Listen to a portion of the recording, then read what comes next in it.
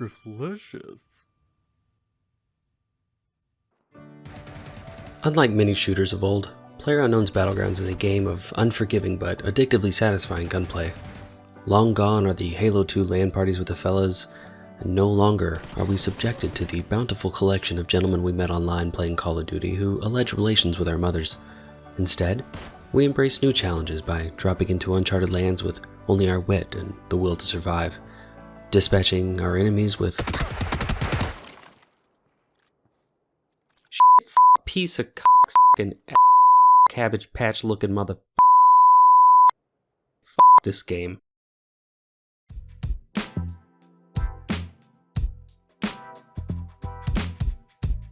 Like many, my first hot drops would become these panic-fueled fits of fear and rage that I just got shot in the face over and over and over again. Even when I was able to acquire the tools to defend myself, the end result ended up looking more like a toddler being attacked by a wild animal. Suffice to say, my skills were a heaping piss-covered pile of hot trash, making me in every match just another turd being flung out the bowels of some massive metal bird ready to smear the landscape with my shittiness. That is until one day, when PUBG Corp in their infinite wisdom bestowed upon its community the ultimate playground where players could improve their skills and attempt to wash away some of that stinky pea garbage. Enter the practice range. To me, the practice range is by far one of the best ways to learn the game. It provides a safe environment free of consequences while simultaneously giving you the tools to experience the game's shooting, looting, and driving mechanics. And of course, shooting your friends with arrows. Right in the nuts! That was beautiful! Because PUBG's looting system can be more random than a drunk text at 2 a.m., it's important to be effective with every gun in the game.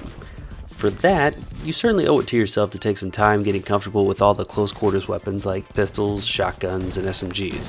While these weapons are more than likely going to be traded for something better, provided you survive the initial drop phase, it's nevertheless important that you know how to use them and defend yourself. The first step to not sucking at PUBG? Spray control. Spray control is more than just a euphemism for little pissy boys learning how their dingus works, but in our case is the mastery and command of recoil with fully automatic weapons. While the range doesn't provide a specific location for this kind of practice, there are plenty of large and small objects that you can pick at various distances to get a feel of how this works.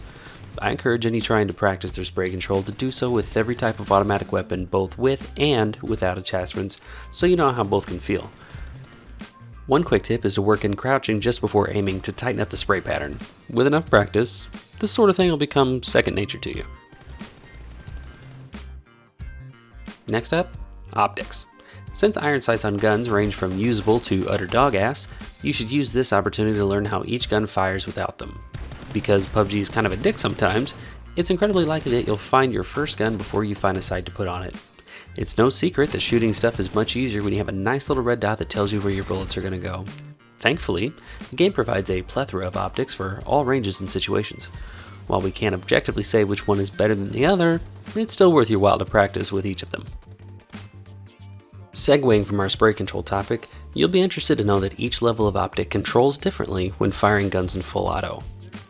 As of writing this video, Big Danish Daddy himself busted a myth that longer range optics cause more recoil than shorter range optics. Since we know this isn't true, what is true is the amount of recoil compensation associated with each range of optics.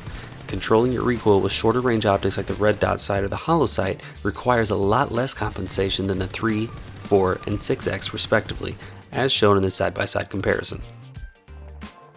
There's still more I plan to cover in future videos, but for now, I want to leave you with a few practice drills you can use that can certainly help improve your aiming.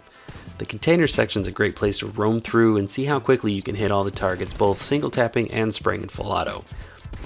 It's also a good time to practice strafing and shooting as well, since it provides a lot of tight corners to move around. Next up is going to be target practice at the 1,000 meter range. Feel free to snag as many different sights as you can and try this drill with each of them. Starting from one side of the range, choose your sight and see how quickly and accurately you can hit each target. As that gets easier for you, try switching up the pattern in which you hit the targets to add a little challenge to your practice. It's also a good time to find a horizontal and vertical sensitivity that feels best for you and your needs. After all, is it really practice if you don't make the most of your time? We're talking about practice. Not a game, not a game. We talking about practice. Not the game that I go out there and die for and play every game like it's my last. Not the game. We talking about practice, man.